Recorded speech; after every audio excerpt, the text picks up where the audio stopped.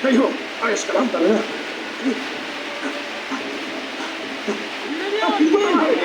Alam ko malaki ang kasalanan ko sa inyo. Huwag niyo akong patayin. Pakiusap. Nakikiusap ako sa inyo. Hindi ka rin man natawad. Sana hindi mo yung ginawa noong una pa lang.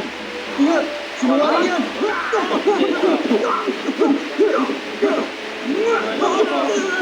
Bagay sa'yo!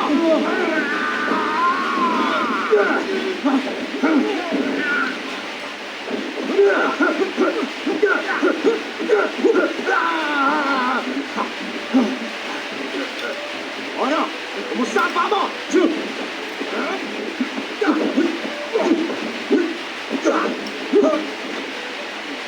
Huwag kayo! Hindi mo ko kayang pigilan. Magsanay ka ba para sa susunod?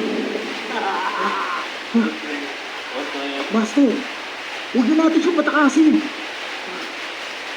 Sige, sundan mo siya. Sige. Naisip ko, kuminahon tayo.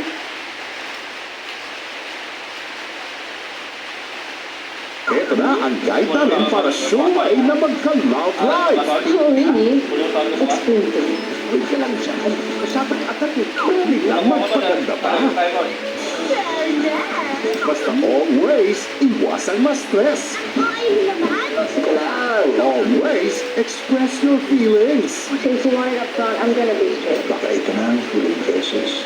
Kakanta ko natin para magkita. At always, stay positive. Yan naman. Makakala mo sa akin. At dahil number 1 kayo sa amin, libre na rin namin ang pagsisine-date ninyo. Sige po. Salamat po.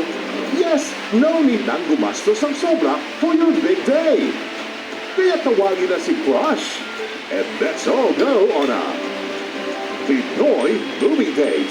Every day, dito lang sa iHeart Movies. Experience all the feels. Movies make your heart strong. It's a heart movie.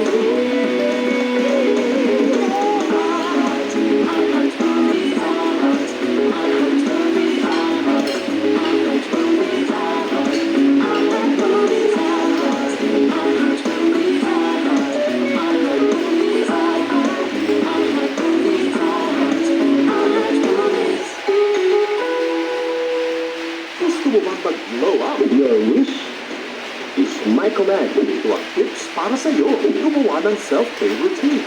Ingatan mo ang sarili mo. Maging active every day.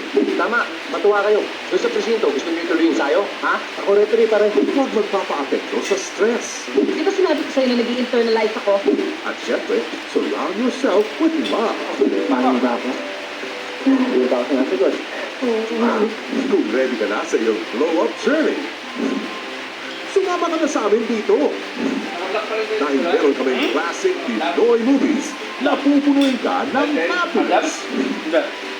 At tutulungan ka mag-glow up from within. Get ready for a better glowing you. Kasama ang Takilya Throwback. Every day, dito lang sa iHeart Movies. Experience all the feels. You're watching Rock Screening. Hindi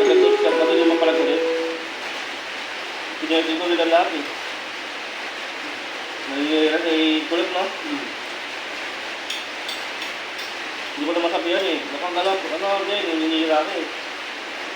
Namumula yung power, ikaw, papawala ka, ito ginaganon eh, no? Ano yung nilagay niya din sa parin? Bumalik ka doon. Nag-aawin ko kami ng paloy. Hindi ka rin paloy ah. Nag-aawin na rin paloy. Wala nang dahilan. Palayo Wala naman dahilan. competition sa sabog ng paputok. Mamamatay si Vivian siya. Sabi na nga magsama siya. Bilis. Laro ko na ako. Ko agad ng Tatong gobernador. lagi ng Paano tayo napasok sa palasyo? Ako? Buhay Buhay yung nakasalalay dito. Dahil pa lang lagi ng ganito paloy ah. Wala pa yan, no? Diba?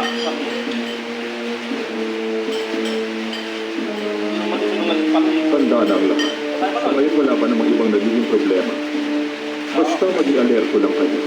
Dapat matupad ng maayos ang plano. Ito na ang pagkakataon na. Alam ko na yung ganyan, o kama yun, kulit ko. Iligtas natin si Gobernador Lee. Dapat mapigilan natin ang pagsabog. Dahil malaking pinsala ang ibig. Ha? Siyempre, hindi dapat madamay ang asosasyon. Para malutas ito, ako mismo ang sasali. Yan dyan, no? Yan dyan, no?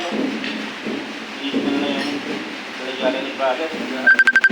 Tao. Ano yun? Sa akin yun. Wala ko load eh. Hindi mo. Wala ko load. Kaya pinahanap na kaya. Alam niya, ito alam. Alam niya.